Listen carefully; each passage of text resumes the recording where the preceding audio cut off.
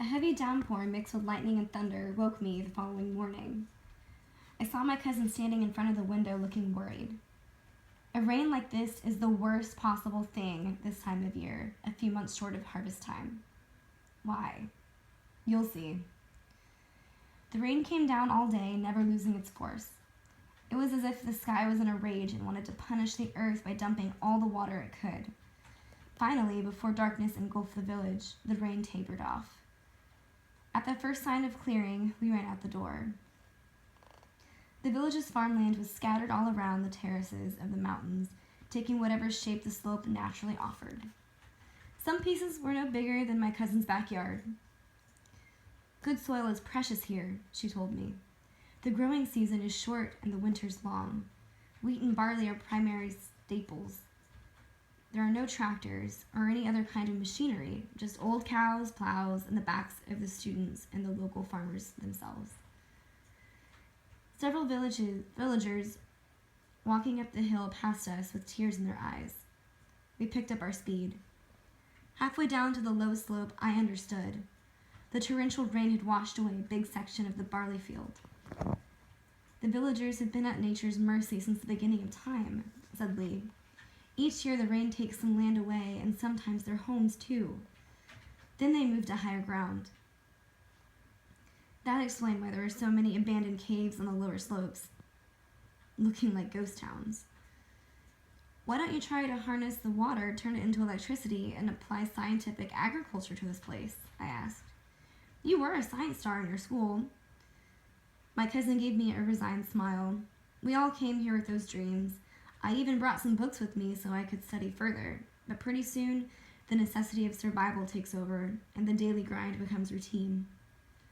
I'm sorry, I mumbled, feeling ashamed of my presumption. I had been here for only 2 days. We turned around and walked back up the hill with the rest of the villagers. No one uttered a word the whole way. As we approached Lee's house, I saw a flickering light of a kerosene lamp. We had a visitor. A tall young man in a worn blue jacket stood up to greet us. I'm sorry to have barged in like this. The door was open, he said in a soft, deep voice. My cousin blushed. Why hadn't I seen him the first night? He must have been the one everybody was asking about when my cousin was cooking outside. I liked him right away. Broad-shouldered and well-tanned, he had something solid yet gentle about him.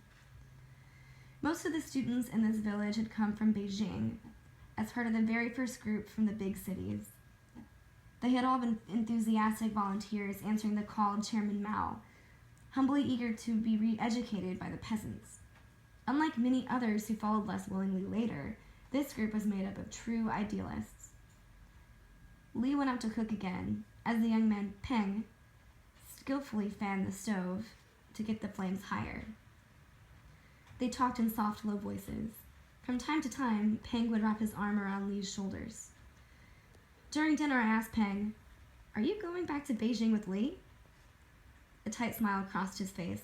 My father is still in prison, and my prospect of ever getting out of here is dim. Wrong question. Peng plays the flute well, Li said, breaking the awkward silence that followed. She opened the chest of drawers and took out a beautiful bamboo flute, while Peng stood up and took it and smiled at her. Then he took a deep breath.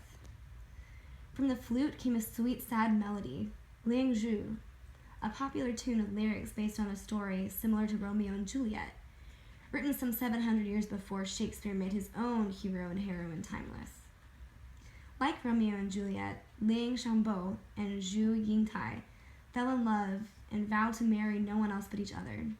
Zhu Yingtai's family, however, promised her another man without her knowledge, and a wedding day is set. When he hears this sad news, Liang Xiangbo's failing health takes a sudden turn for the worse, and he dies before his true love can reach him. In sorrow and desperation, Zhu Yingtai orders her wedding chair to stop in front of Liang's tomb. There she cries out for him. With a roar, the tomb cracks open, and the heroine walks straight into it before it closes again behind her. Afterward, 2 beautiful butterflies circle the tomb day and night. I watched as Li lowered her head, away from the glow of the lamp. Were my cousin and Peng also doomed to be star-crossed lovers? I shuddered at the thought.